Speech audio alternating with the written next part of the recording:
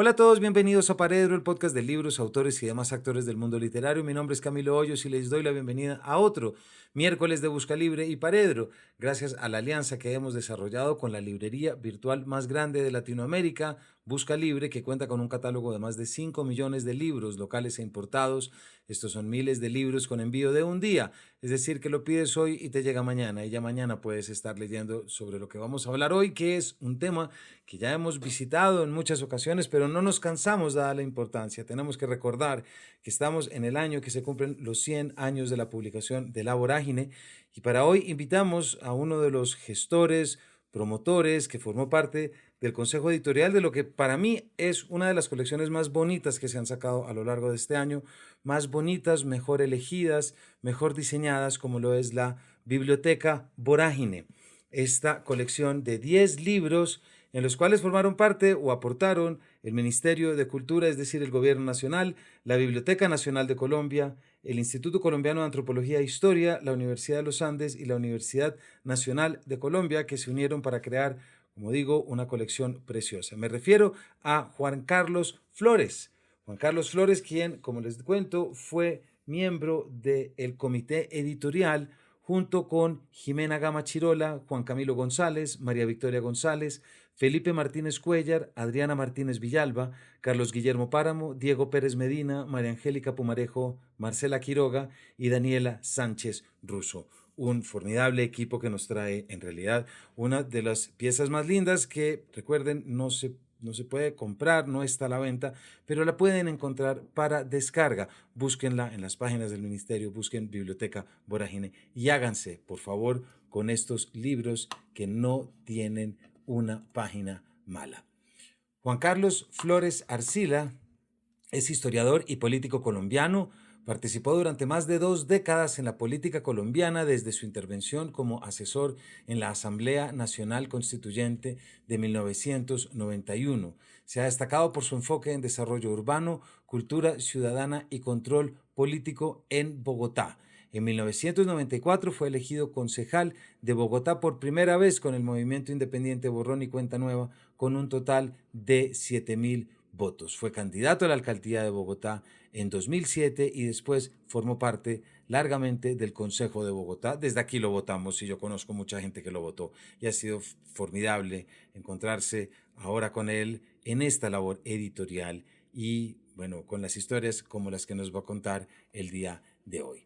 Este capítulo ha sido editado, como todos los demás, por Natalia Latorre Amarillo. Así que, sin mayores preámbulos, recordemos La Vorágine, volvamos a evocar a José Eustacio Rivera y no olvidemos que este año es fundamental para el renacimiento de una estupenda novela. Bienvenidos. Bueno, Juan Carlos, en primer lugar, bienvenido a Paredro. Vamos a hablar sobre lo que es la Biblioteca Vorágine, lo que para mí ha sido la colección más valiosa que ha salido en este centenario, más vistosa también por una perspectiva de diseño y de dibujos. Es una pieza, y no solamente eso, sino también el contenido.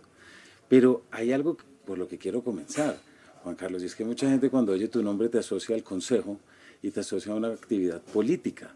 Y de repente en este año no solamente formaste parte del comité editorial con gran responsabilidad, sino que también estuviste a cargo de todo lo que fueron las conferencias y actividades de la Universidad de los Andes. ¿Por qué no nos cuentas un poquito lo que supuso para ti personalmente volcarte en un trabajo editorial, sobre todo con La Vorágine, después de casi 20 años de experiencia de carrera política? Estaba pensando a mí me gusta mucho la etimología de las palabras porque ellas lo conducen a miles de años atrás aún.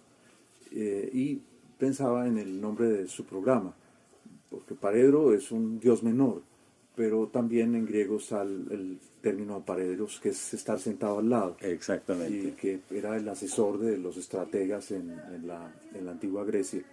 Entonces, siempre tenemos una imagen desde algún tipo de ángulo de otros seres humanos. A veces hablamos de alguien y quienes nos rodean dicen, uy, qué persona tan harta. Y uno tiene de esa persona una idea completamente distinta. Yo fui criado entre libros. Mi papá poseía una estupenda biblioteca. De hecho, él reanudó su biblioteca en 3 ocasiones en la vida porque le incendiaron 2 veces la biblioteca en tiempos muy bárbaros de Colombia, por desgracia, y él volvió a recomenzarla. Entonces, para mí es muy importante una aproximación compleja al mundo. Y los libros siempre han sido mi compañía en ese aspecto y mis intereses van mucho más allá de la política. La política fue para mí una dedicación a la ciudad en la que vivo y la que quiero. Y la manera que encontré en aquel entonces más pronta de poder meter el hombro fue esa. Pero yo siempre he tenido otros muchos intereses. El arte, dedicación que heredé de mi madre, eh, como le acabo de contar, la etimología. Mi hermano mayor dice que en nuestra casa había una aduana lingüística que prohibía tajantemente que términos que no fueran del castellano entraran a la casa. Eh, También tengo un interés profundo por la naturaleza desde chiquito. Tengo aquí, por ejemplo, el breve diccionario artúrico, que lo estoy repasando ahora. Yo crecí con libros de aventuras extraordinarios y todavía creo, como los caballeros, como el rey Arturo, que no se podían sentar a comer cuando se reunían cada año los caballeros de la mesa redonda sin que hubiera ocurrido una aventura. Yo soy un convencido de que uno debe buscar aventuras en la vida. Y la vorágine, ¿qué mejor aventura que emprender la aventura de los 100 años de la vorágine? No, increíble. Juan Carlos, y con esto que nos cuentas, ¿cómo fue tu primera lectura de La Vorágine? ¿Recuerdas el día? ¿Recuerdas la sensación? Sí, recuerdo vívidamente. En mi casa no había ninguna provisión para tomar los libros de la biblioteca de mi padre. No importaba el valor o la antigüedad del libro. Lo único era no se los rayaba. De resto se podía tomar cualquier libro. Y por supuesto los niños vamos descubriendo cuáles eran los libros más cercanos a nosotros. Nunca nos dijeron lea esto o lea, no. Nosotros veíamos a nuestro padre que a veces en medio de sus negocios, sus diversas actividades, se sentaba en su biblioteca a leer, a escribir, en fin, etcétera, etcétera, para él o para mi madre o para sus amigos. Y alguna vez apareció un librito pequeñito que nos rapamos entre todos, porque eso uno se rapaba los libros, los ocultaba para poder terminar de leerlos y que no se lo quitara a alguno de los hermanos o de las hermanas. Y apareció un librito de aventuras, eran unos niños que iban en una avioneta sobrevolando la Amazonía, creo que ocurría en Brasil.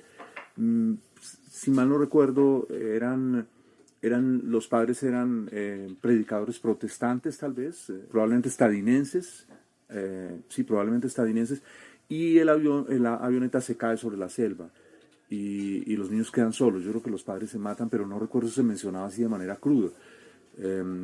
Porque no recuerdo como el libro con dolor, se perdieron los padres a temprano, yo de hecho los perdí muy temprano luego, y entonces los niños empiezan a caminar, es como unos hermanitos y una niña tal vez por la selva, y aparecen unas hormigas gigantescas que todo lo devoran, que son las tambochas, y recuerdo hasta el día de hoy ese nombre en aquel entonces, en la traducción, tambochas. Luego yo estoy un día, y todos lo comentábamos, que era apasionante ese libro de aventuras, que no venía de la biblioteca de nuestro padre.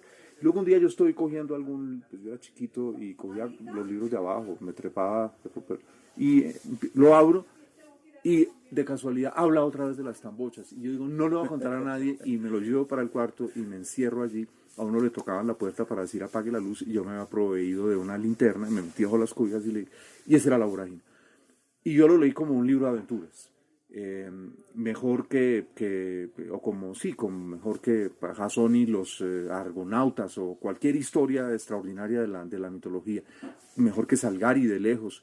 Y Arturo Cova se hizo mi héroe. Imaginar pues la selva, todo lo que descubrían allí, que los árboles hablasen, eso una cosa extraordinaria.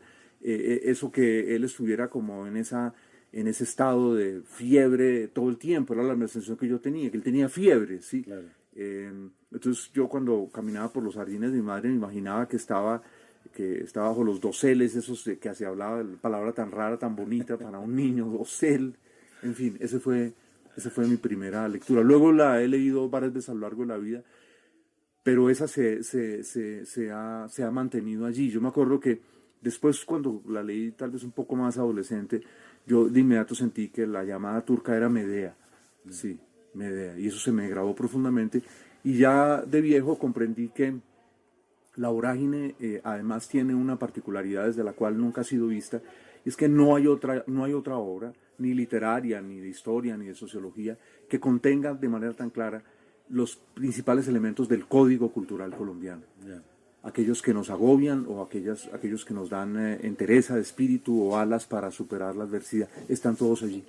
Me llama mucho la atención, Juan Carlos. Bueno, no lo mencioné ahorita cuando dijiste ya de por sí, no todos los invitados saben la etimología de paredro, cosa que te agradezco que lo traigas y también lo recuerdes a la audiencia, porque así es, pero de entre la diversidad de actividades que has tenido y los distintos perfiles y espectros, como nos acabas de decir, me pregunto si en algún momento durante el ejercicio de tu carrera política te ocurría lo que uno siempre aspira cuando lee, sea lector frecuente o infrecuente, y es que una obra literaria permee la realidad y que puedan generar cambios. No es ese su propósito, por supuesto, pero no se aspira a que muchas de las novelas, y esta particularmente, esto lo hablaremos ahorita más tarde, pues que logre hacer cambios, y esto me refiero a política pública. ¿Se te metía a ti la poesía o la literatura en el ejercicio de tu carrera política? Yo me acuerdo que yo fui elegido concejal la primera vez muy joven, y me tocó también de concejal una figura muy interesante, un bogotano muy interesante como fue Jorge Child. Y alguna vez Jorge pues era un hombre ya mayor, fallece de hecho cuando ejerce de concejal. Lástima que un hombre que había sido hoy se llama esa palabra intelectual público, pero la inteligencia del mundo moderno es público. La palabra rusa implica a alguien que tiene una actitud pública, a la par de que lo escribe para que otros lo lean. De hecho, y aquí hay una edición, tal vez una o dos ediciones, Dostoyevsky, una de las obras más importantes que hizo en su vida fue publicar una revista, diario de escritor, que fue la que le dio al final de su vida plata. Él había vivido siempre en las afugias que se revelan en el jugador, y la escribía el todo. Él era el todo lo hacía él en esa revista. Esa es una persona verdaderamente inteligente desde el punto de vista de que se ocupa no solamente de lo que le interesa, sino de la sociedad. Y Child me dedicó un libro en el que decía con humor, porque siempre me decía el poeta. Nunca nadie más me dijo eso. ¿Sí? Claro, porque y yo sí lo reconozco, tanto por mi madre como por mi padre, y yo fui educado en las creencias fundamentales del mundo moderno, la ciencia una de ellas, pero ambos tenían lo que yo llamo un pensamiento poético, un pensamiento metafórico. Entendían el mundo en esencia a partir de metáforas, y mis hermanos y yo crecimos en ese ambiente, un ambiente que en aquel entonces estaba en desuso. Era un mundo que había caducado, que había desaparecido, pero hoy está de regreso. De hecho, mire, una cosa muy curiosa, ayer veía una conferencia de un pensador ruso, Sergei Pereslegin, muy interesante, quien es científico y gran estudioso de la ciencia ficción mundial, y él decía, bueno, hemos pensado que las matemáticas son el centro de la comprensión del mundo, dijo él, pero mi grupo de trabajo, ellos son pronosticadores, trabajan en el pronóstico, de otra manera, pues distinta de anunciar que mañana va a pasar algo, no mucho más de fondo, él decía, pero no, mi grupo, sostiene él, piensa que necesitamos complementar la matemática con la poética, que sin los elementos de una comprensión poética del mundo no podemos salir de este atolladero en el cual estamos. Bueno, y eso nos iría por otro tema un poco distinto de la vorágine, pero ese creo que es algo que también hay que pensarlo desde la inteligencia artificial y muchos otros temas. Pero bueno, lo dejo solamente ahí. Juan Carlos, ¿por qué no nos cuentas cómo todo esto que ya nos estás compartiendo, cómo termina esto convertido en la biblioteca vorágine? Desde intenciones, porque tengo entendido que esto es un trabajo colaborativo, muy importante y muy bonito, y que se encuentran muchas intenciones editoriales y deseos de resignificar y de visitar textos. ¿Por qué no nos cuentas cómo se da esta bellísima caja de 10 ejemplares que no está a la venta, pero que se puede descargar gratuitamente? ¿Cuándo comienza y cuándo te la imaginas? Esto empezó en conversaciones con Juan David Correa. Yo no lo conocía hasta un poco antes de que iniciase la pandemia. Me lo presentó Laura Pisano, una amiga mía de muchos años, y Laura me dijo que él en la Editorial Planeta tenía la intención de crear nuevos autores y que me parecía escribir sobre mi experiencia en la política. Y yo le dije, no, me parecería muy empobrecedor. La política es un campo en el que si uno la ejerce bien se empobrece, en primer lugar, en sus propias finanzas, y eso se lo escuché por primera vez a Carlos Sosa, quien era un heredero digamos, heredó una considerable fortuna, muy importante fortuna. Y Carlos una vez me dijo que era un hombre al que quise mucho porque siendo yo muy joven me prestó siempre atención, y eso es un valor inmenso en la vida, ¿no? Que uno le presten atención. Y él un día me dijo, yo me he empobrecido lícitamente. Y eso me pareció muy preciso porque era verdad y bello. No vivía en la miseria, pero no había podido multiplicar su fortuna, la heredada, porque se había dedicado al servicio público y no había robado para disparar esa fortuna a la N potencia. Entonces yo le dije, no. Y luego la política, en la medida en que versa sobre cosas muy prácticas, raras veces te enriquece desde el punto de vista de una comprensión compleja del mundo de la que estamos muy necesitados. Y me dijo, pero te quiero presentar a Juan David Correa. Organizó, eso era, ya estaba entrando, la pandemia mordía los talones, desayunamos, nos caímos muy bien. Pues yo sabía quién era él, él sabía quién era yo, pero nunca nos habíamos conocido. Conocí a su padre, un estupendo editor, un gran señor, un señorazo realmente. Y el caso es que yo aquí, yo siempre cargo este morral, desde la adolescencia tengo morrales, y de pronto saco un cuaderno para anotar algo y ella me dice, ¿en qué idioma está escrito eso? ¿Está escrito en ruso? Me dice, sí, está escrito en ruso. Y me dijo, mientras le dice a Juan David, mi mamá también sabe ruso, la mamá de Lara. Y entonces él me dijo, ¿y qué está trabajando? Yo le dije, me he retirado de todo, le dije, porque quiero escribir un libro a raíz de unas búsquedas que he hecho aquí en el mundo. Y le pareció muy interesante, me hizo una oferta, yo le dije, yo no quiero ningún contrato, me gustaría con el libro ir a conversar con usted, piénselo.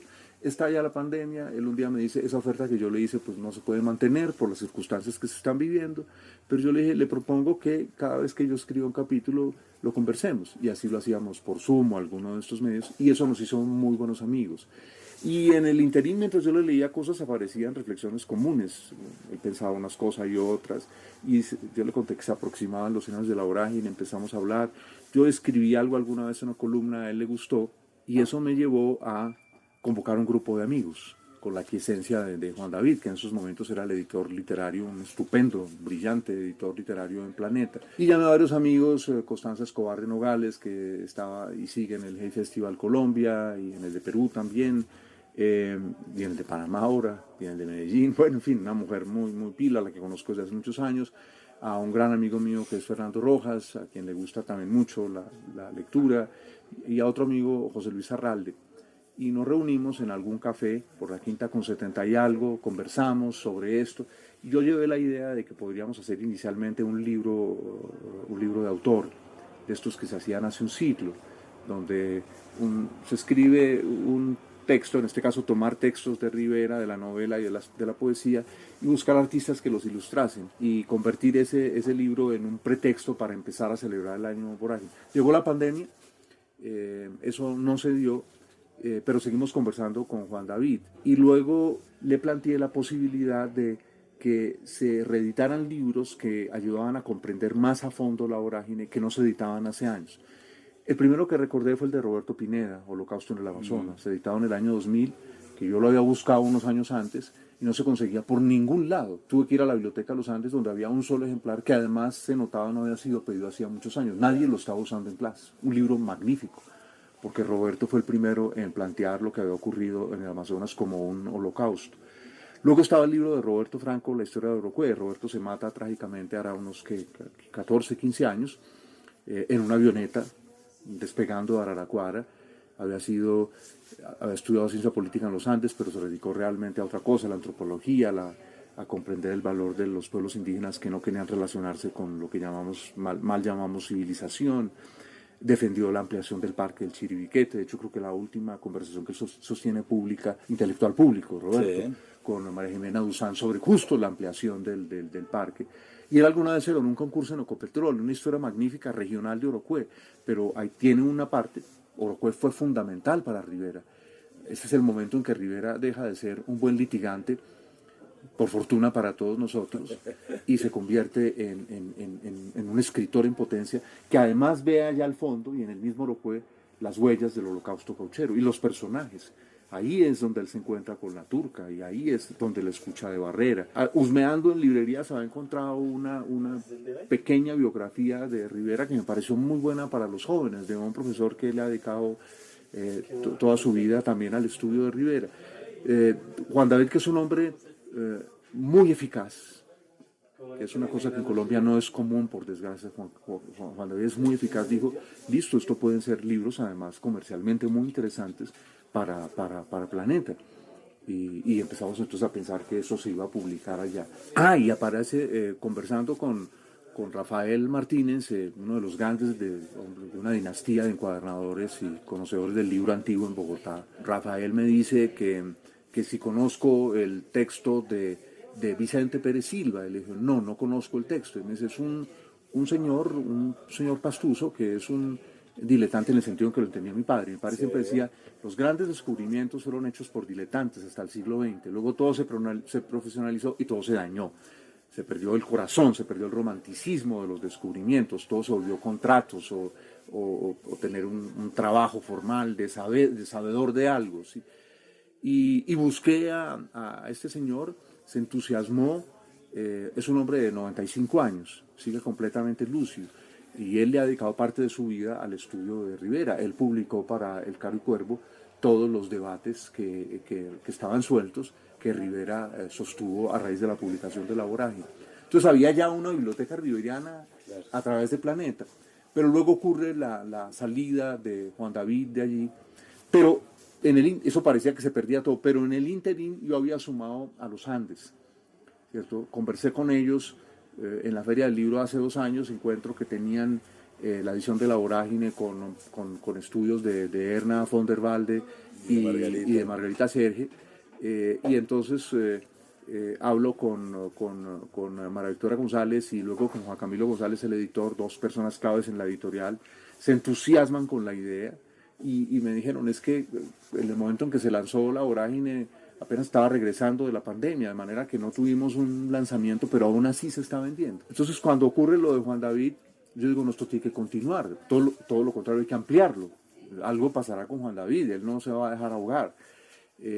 Convoco a la Universidad Nacional, que se suma a través de su facultad de Ciencias Humanas o Sociales, no recuerdo exactamente el nombre que tiene allá, y luego Juan David es nombrado ministro de Cultura y empiezan a aparecer nuevos aliados, que hay que recordarlos a todos. La Biblioteca Nacional con Adriana Martínez, que además es una estupenda editora, lo fue muchos años, si mal no recuerdo, tal vez en Alfaguara, editora entre otras de una gran amiga mía, Pia Bonet. Y ella se suma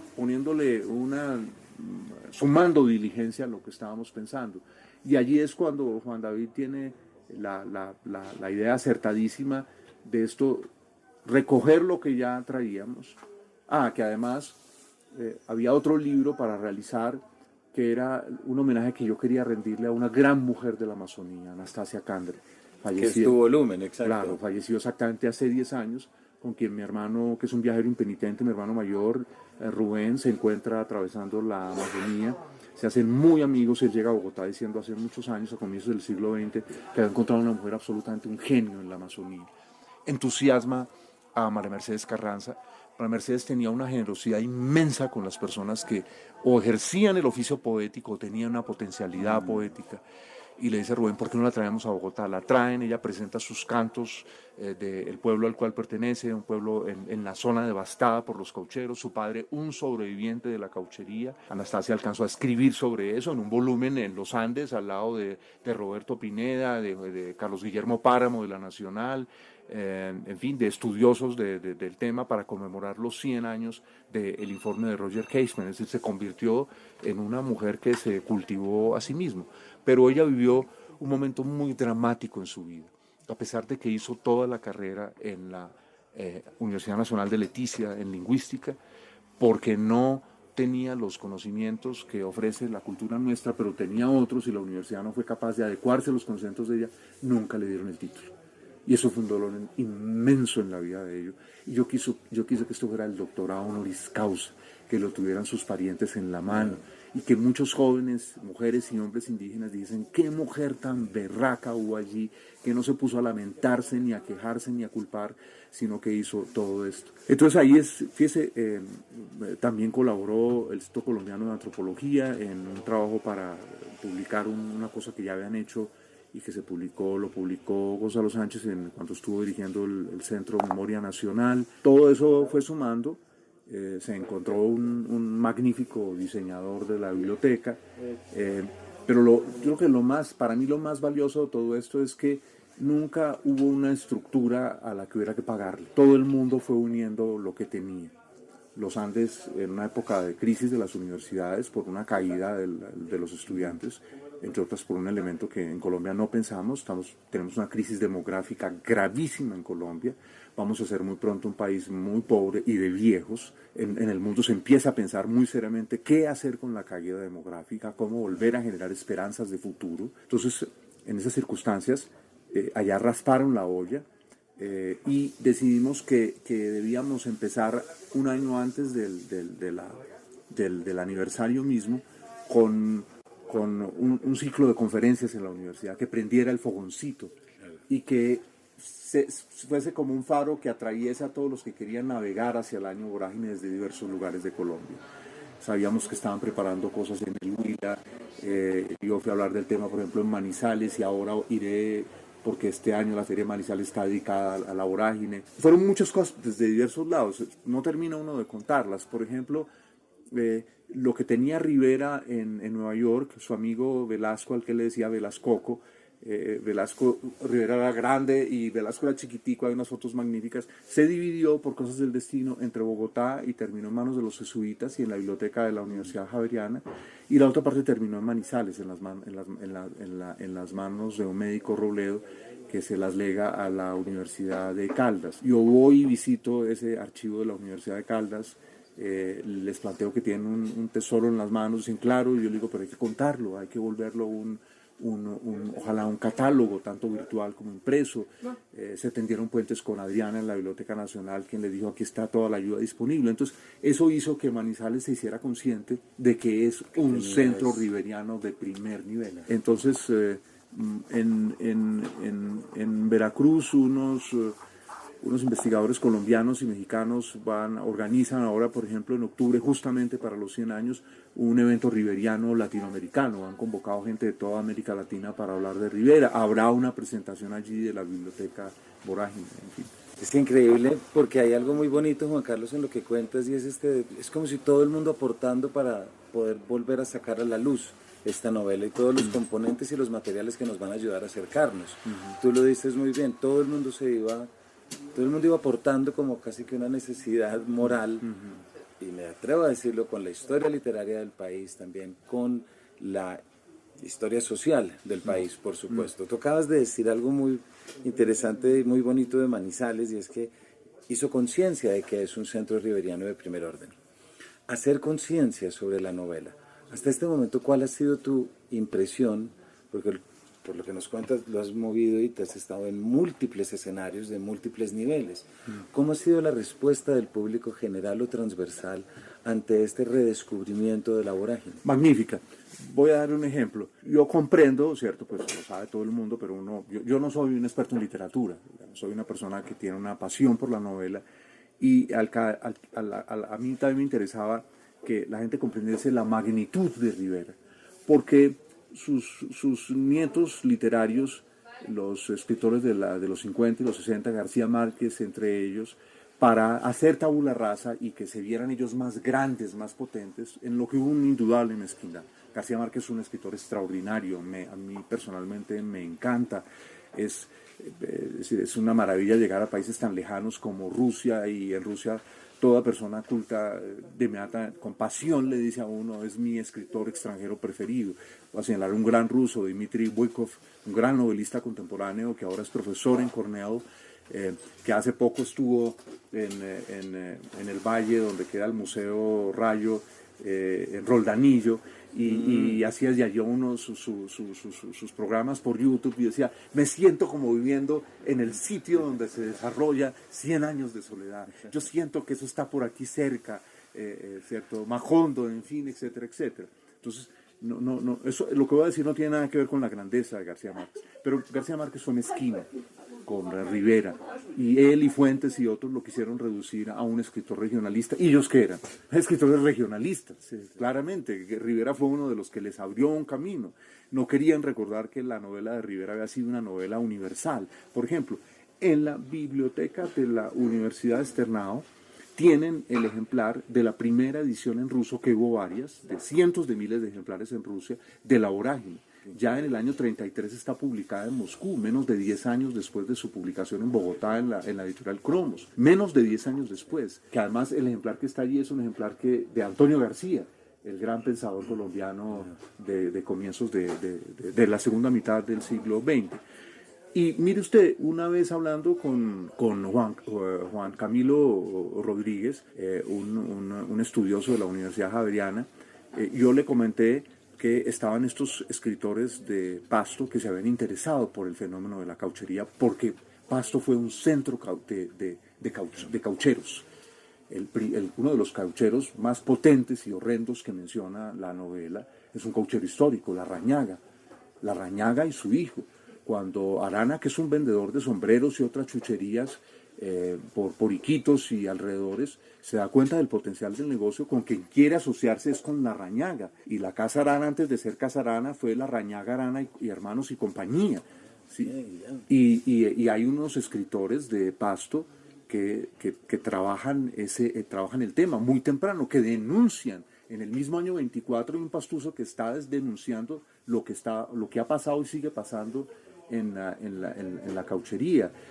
Muchos años después está la novela de Alberto Montezuma Hurtado, un intelectual y político pastuso, El Paraíso del Diablo, que retoma el nombre del artículo publicado en Londres. Entonces, cuando Juan Camilo Rodríguez ve esto, dice, ¿por qué no publicamos el facsímil de una de estas obras de Pasto? Y eso lo va a hacer el Externado, en colaboración con un joven egresado allí, Manuel Pantoja. Entonces, fíjese que desde diversos lados emergen personas que dicen, hay que meterle el hombro a esto, hay que hacerlo por este lado, yo hago este evento, yo hago lo otro, y otros muchos que se han dado de manera espontánea.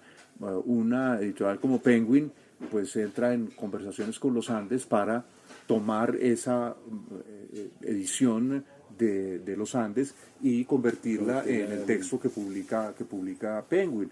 La nuestra de la biblioteca también, y por eso aparece allí el logo de los Andes, por toda la colaboración que brindó, es la reproducción del texto de los Andes con una carta introductoria de Juan David y un prólogo mío. Pero que usted una cantidad de sumas que han sido posibles.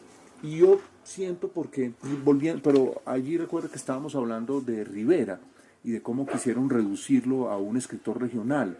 Y sus mismos contemporáneos, gente que lo quería, como Rafael Maya, el poeta bogotano, planteaban que no era un hombre muy culto, cosa que desvirtúa la biblioteca que se conserva en la Universidad Javeriana, de la cual se hizo una exposición en los Andes, porque los Andes además hizo una exposición magnífica, dedicada a la vorágine y con textos en los que los Andes fue pionero. Recordemos que fue Montserrat Ordóñez la que para los 100 años para los 100 años de Rivera, del nacimiento de Rivera, una mujer a la que hay que recordar, y su edición de la novela sigue siendo la edición que los estudiosos hasta el día de hoy han preferido, que en Cátedra, la editorial española, lleva ya 23, 24 ediciones, que es una cosa sorprendente para un libro de crítica literaria.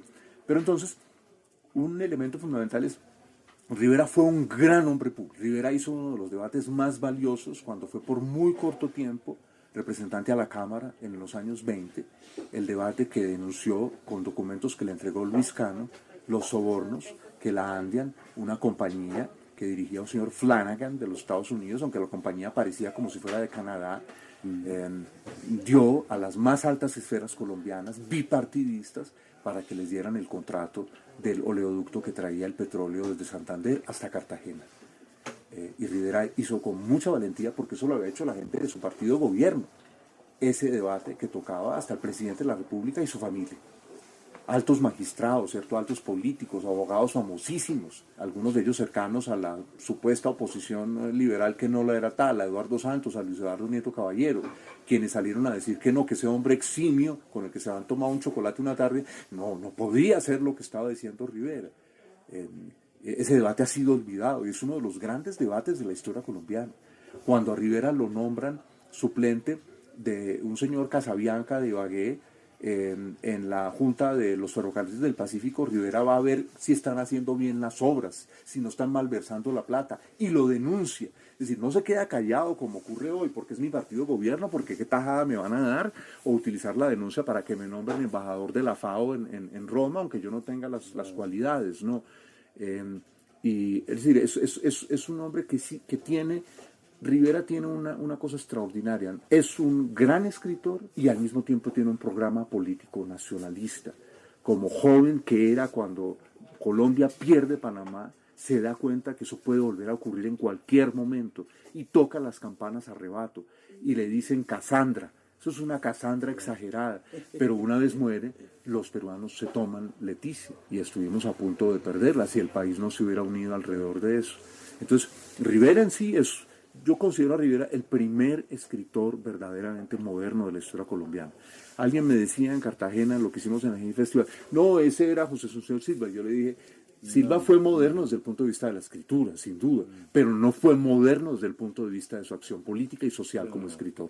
Pues mire, Rivera, en vez de quedarse aquí, pasando de café en café y que lo celebraran, qué gran bate eres, qué gran escritor, ahora novelista, se va para Nueva York donde es un desconocido, con planes muy ambiciosos, llevar su película al cine, traducir la novela al inglés y publicar su novela sobre el petróleo, porque le quedó doliendo eso del petróleo, novela que por desgracia nunca escribió. No, sí, a Silva lo queremos mucho, pero tampoco podemos... Sí, es otra cosa, es otro nivel. Sí. Pues todo esto que cuentes de José Eustacio Rivera está en un libro que está incluido en la biblioteca, que tú ya hiciste referencia, es la historia de José Eustacio Rivera, de Isaías Peña.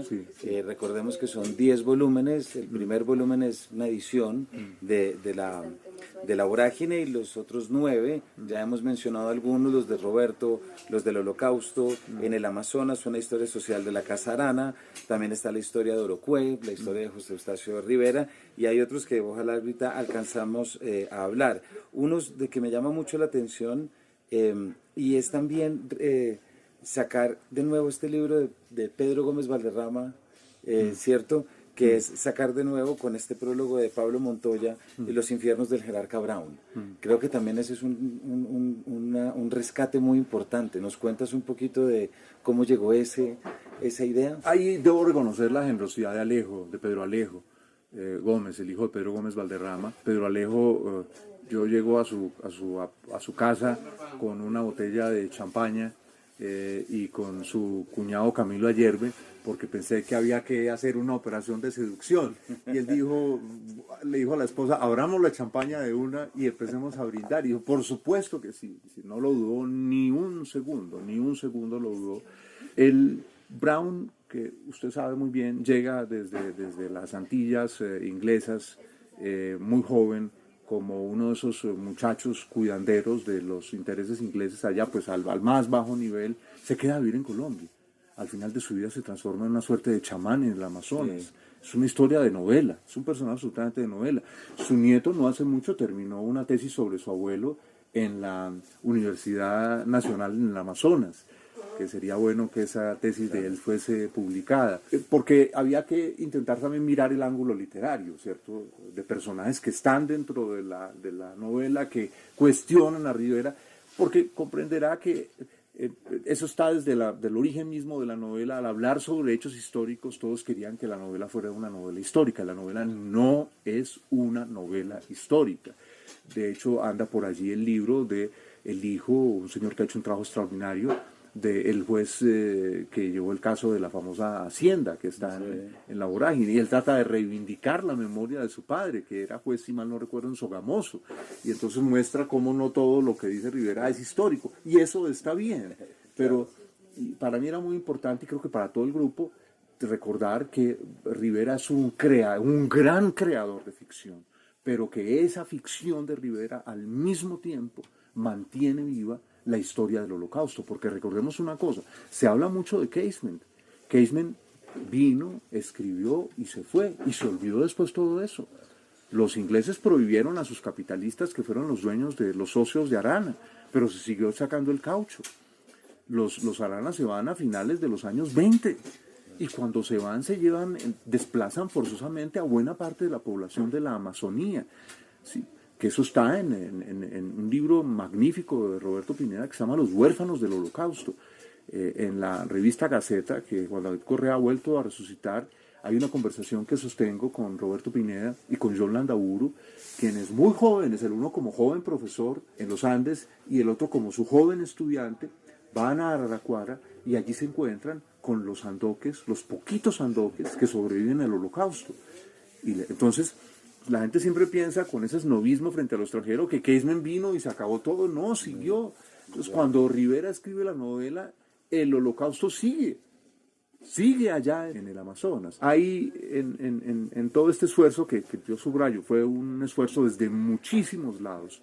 En la parte final, por ejemplo, todo el trabajo de coordinar el proceso editorial que se hizo en muy pocos meses, es decir, eso fue un trabajo, había que corregir eso a toda, los derechos de autor, porque era ir a conversar con todo el mundo. Roberto de una vez en una conversación con Juan David nos dijo que sí, Patricia Vargas, la viuda de Roberto Franco, y su hija, que eran sus herederos, de una vez nos dijeron que sí, Vicente Pérez Silva de una vez cedió los derechos, los hermanos de Anastasia Candre dijeron que sí, había que conversar con todas estas personas. Acabo de contar cómo fue lo de Pedro Alejo, alrededor de una botella de champaña y hágale, sí. Entonces, yo creo que lo que esto muestra es que si y de allí volver a los caballeros de la mesa redonda del rey Arturo, unos caballeros que se dedicaban a la guerra de manera brutal. La leyenda del rey Arturo les pone unas tareas inmensas, elevadísimas, que los superan.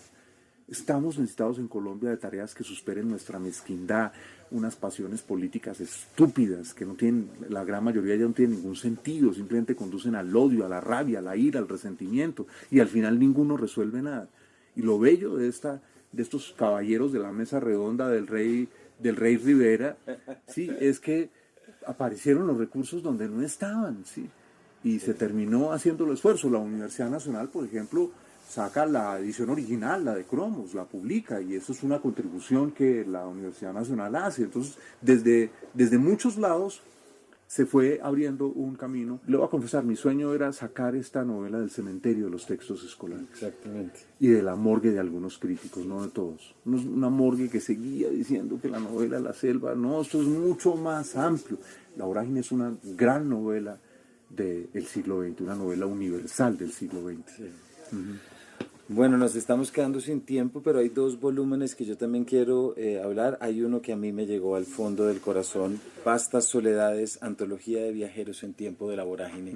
Se me parece que es un ejemplar precioso que recupera, arranca con Triana, Rafael Reyes, el texto más antiguo es de 1903 y uno leer la descripción de la salida al llano, imaginarse todo, ese me parece. Y por supuesto, otro que está realizado por Daniela Sánchez Russo y Laura Victoria Navas, como lo es Mujeres frente a la vorágine amazónica, que también justo con tu volumen de Anastasia Candre y un trabajo muy valioso que ha hecho Andrea Salgado también, pues están pensando en lo que es lo femenino en la novela. Juan Carlos, te agradezco todo este tiempo, pero hay una última pregunta que yo te quiero hacer. En los últimos meses y en esto que llevamos del año, ha empezado a surgir un cierto debate que no es ajeno a los debates en terreno literario, y es que a veces parecemos olvidarnos de que la novela, o mucho de lo que se hace parece también olvidar que la vorágine es sobre todo una novela, ¿verdad? Que tampoco se le puede poner toda la responsabilidad de una denuncia frente al holocausto, cosas que son ciertas, ¿cierto? Y ha habido muchas voces críticas que han salido y que han reclamado más una visita textual. De todo siempre hay. No tanto preguntarte si estás o no de acuerdo. Quiero tomar esa discusión para preguntarte cuál crees tú que es el punto medio que a ti te gustaría que la novela pueda llegar a tener. dentro de nuestra historia literaria, dentro de nuestra realidad social también. Dicho en otras formas, ¿qué vorágine te gustaría que pudiera quedarse después de este vasto esfuerzo cultural que se está realizando? Para mí lo extraordinario de Rivera, y por eso la novela se lee pero no se entiende, como le dice a uno de sus críticos, tal vez a Tigreros, quien había sido cónsul en Manaos, un hombre bien formado literariamente, que conocía la literatura brasileña contemporánea igual que Rivera, y que le dice, tú como que plagiaste a Euclides de Acuña, ¿sí? Cosa que no es un plagio, es decir, es el siglo XX el que todo le pone precio, que todo se volvió copyright, pero entonces en la leyenda del rey Arturo todos serían plagiadores de todos plagiadores de todos. Yo creo que la grandeza de Rivera es que él siente que no hay una carta magnífica que él le dirige a un amigo, se me escapa el año, es la segunda década del siglo XX. Él es gran cazador. Qué bello sería un libro sobre Rivera Cazador. ¡Oh, qué bello sería ese libro! Y es una pesca en los ríos de los llanos. Y hay peces que son por su tamaño. Hay cachamas de 25 kilos que son inimaginables para el que habita en otros lugares de Colombia, en toda la zona andina. Entonces, Rivera logra ampliar el marco de comprensión. Es algo extraordinario. Rivera transforma el lenguaje para que nos quepa una Colombia que hasta el día de hoy no nos cabe. Yo frente a los críticos les diría, ¿y ustedes qué han hecho un siglo después para ampliar más allá de Rivera el lenguaje para comprender el país? No recetas políticas o sociológicas, ¿no? O antropológicas, no. Es decir, Rivera nos permite engullir buena parte de Colombia, si tenemos esa disposición. Comprender su inmensidad. Cuando él regresa una vez de los llanos y habla de los ríos navegables, hay un señor aquí que se atreve a decirle que esos ríos no son navegables. Y les dice, es que yo los acabo de navegar una partecita de ellos para salir hasta el Amazonas y luego finalmente ir hasta Belém do Pará. Entonces, Rivera es innovador en ese aspecto. Su lenguaje no es solamente un lenguaje regionalista, como dicen algunos. Carpentier también tendría un lenguaje regionalista, pero Carpentier es de los primeros escritores que pone el Caribe en el contexto universal. Entonces, Rivera pone nuestra realidad en primer lugar para nosotros, porque el encuadre colombiano sigue siendo un encuadre muy pequeño, diseñado en unas pocas capitales de tierra fría y de clima templado, y algunas en la costa, y muy pocas. No en balde nosotros cuando decimos costa, decimos Caribe. No introducimos la diferencia. Nadie contrapregunta en Colombia, en Estados Unidos, cualquier pregunta. ¿A qué costa fuiste? ¿A la oeste o a la este? Inmediata. En Colombia no. Viajé a la costa y la absoluta mayoría piensa que viajamos a la costa Caribe. ¿Sí? Entonces, ese es la vigencia de la novela. Los críticos podrán decir lo que quieran, pero la crítica es la gran mayoría de las veces rígida, no crea. Por eso se llama crítica la gran mayoría, mientras que una obra de esta dimensión sigue viva. Sigue viva. De los críticos de Rivera, cuando uno lee esa polémica del año 25, del año 26, la gran mayoría de esas críticas ya murieron, desaparecieron. Que la novela rimaba, por ejemplo. Una afirmación tanto ridícula, ¿no? Sí. Y Rivera pues hace parte de la tarea, ¿sí? De corregir algunas rimas, y bien, etcétera, etcétera. Ese era un hombre de una capacidad de trabajo que también señalaría, es decir, es un escritor de una gran disciplina y eso es un ejemplo para las nuevas generaciones. Hace poco un librero de viejo encontró el diccionario personal de Rivera, castellano, y como ocurría para escritores en aquel entonces, poetas, traía en la parte final un diccionario de rimas, publicado en París. Y hay una cosa muy bella, y es que en una de las páginas iniciales que están en blanco, Rivera nota dónde ha logrado ya registrar su novela. Sí. Entonces, que está registrada en Colombia, que está registrada en México, que está registrada en España. Sí. Él tenía la pretensión de que su novela se leyese universalmente, lo logró en su época. Y ojalá que otra vez se vuelva a leer en Colombia. Yo siento que eso ha ocurrido. En la feria se agotaron todos los ejemplares de la vorágine que se llevaron a vender. Y eso es una buena señal. La novela sigue viva. Sí. Tanto celebramos desde acá no solamente el redescubrimiento, porque creo que así hay que llamarlo, de la lectura de la vorágine, sino también el desenterramiento de lo que es la figura de José Eustacio Rivera, sí, ¿verdad? Y que también nos demuestra y lo digo pensando ideas de García Márquez también, como si tuvimos un autor lo más cercano a lo que se podía denominar un autor profesional, un escritor profesional, quien reconoce y entiende que su proyecto literario va a más de un entretenimiento, de una publicación, sino que entiende que lo que está diciendo es importante y por eso hay que hacer relaciones y hay que traspasarlo. Y a mí lo que más descubro y entiendo y valoro muchísimo es reconocer ese valor en lo literario que ya tiene José Eustacio Rivera en 1924. Esa fe, si se quiere, o esa confianza.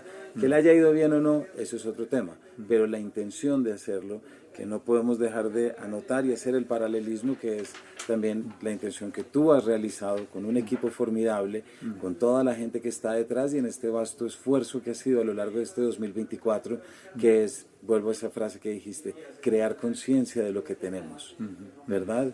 Así que muchísimas gracias, Juan Carlos, por habernos acompañado y habernos compartido todo esto. No, Camilo, gracias a usted y a la magnífica labor que hace de que en Colombia sigamos hablando de libros. Y en una ciudad como Bogotá, que es una ciudad también de bibliotecas. Así es, Juan Carlos. Muchísimas gracias y aquí seguiremos. A todos ustedes, gracias por habernos acompañado y nos vemos en una próxima edición de este Paredro.